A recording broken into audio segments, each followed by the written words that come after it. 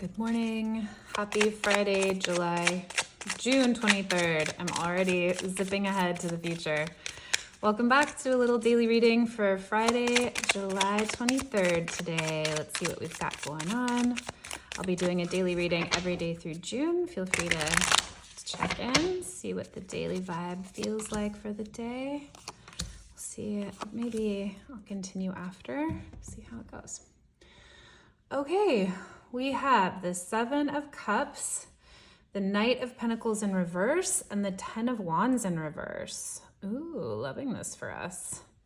Loving this journey for us. I have a little niece that says that, and now I'm addicted. Okay, Seven of Cups, lots of options, feeling like we are in fantasy land potentially. This could be about relationships since this is a cup card. Maybe you have a lot of options for lovers today, or like a lot of folks are inviting you out.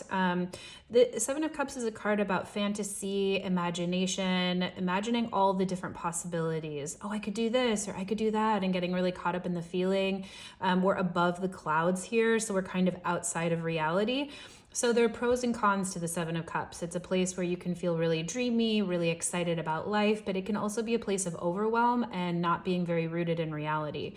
So if you are choosing between a bunch of different options, say you're online dating or you have a few people you're interested in, the advice can be choose one and move forward with action, or sit until you have sort of an idea of what feels best to you and come back to reality at some point. Don't get lost in fantasy choices, infinite possibilities forever, lest you lose an opportunity to move forward on an action item that could prove results. But enjoy the breeze up there, enjoy how good it feels to dream. Oops, I bumped my camera. And how good it feels to have a lot of different options.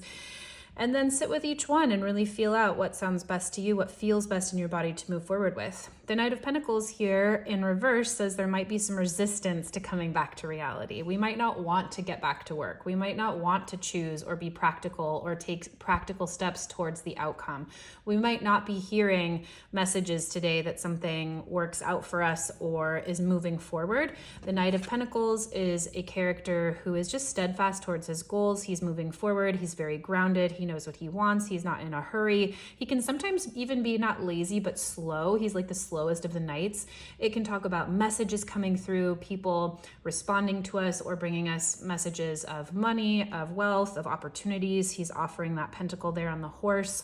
When it's in reverse, we're just feeling kind of stagnant, maybe stuck, or potentially moving forward too fast, right? It's like either not enough energy to really kind of get us going. Maybe it feels really good to just dream today, and there's just not a lot of action that's happening. But it could be a good thing because we end here on coming out of overwhelm. Ten of Wands is a card about feeling overwhelmed, about feeling burdened, in a positive way, in that the wands that she's carrying here represent all of your harvest, all of your hard work, things you've really earned, bringing it into market to sell, glean the reward from. But she's bent over. It's a lot to carry. And the advice here is always to find someone else to help you carry your burden. You don't have to do this alone. Feeling overwhelmed and isolated doesn't really work to get you to where you want to be. It's just a moment in time here, but see how do you need to take this in two loads? Do you need to reach out and ask for help? When it's in reverse, we're coming out of a time of overwhelm. So you have reached out for help, or maybe this dreaming today is really carrying you through a tough time and helping you feel like you're kind of escaping reality a little bit, and it's taking the weight off of that overwhelm. Kind of like going to see a movie today doesn't get you very far at work, but it gets you out of your head and thinking about things that feel really tough.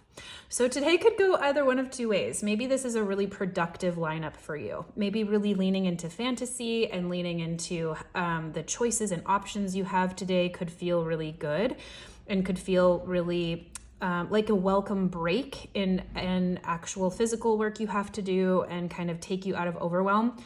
But it could also be a day when spending time in fantasy is not the most productive way for you to spend your time and leaves you feeling preoccupied or leaves you stagnating more, not moving forward on things that would be helpful for you. and brings you out of overwhelm. But what happens when you come back after neglecting a bunch of things you have to do, right? So gauge it throughout the day. Only you're gonna know. Like sometimes taking a nap midday helps me feel really, really good. And sometimes taking a nap, I know that I'm midday, I know that I'm just avoiding stuff that I have to do and it's just gonna pile up later. So you will know how this feels. Either way, enjoy all of the choices you have today. It looks that either way the day goes, this kind of fantasy world might feel really nice to be in. So enjoy that today. Let me know how it goes, and we'll see what's going on tomorrow, Saturday.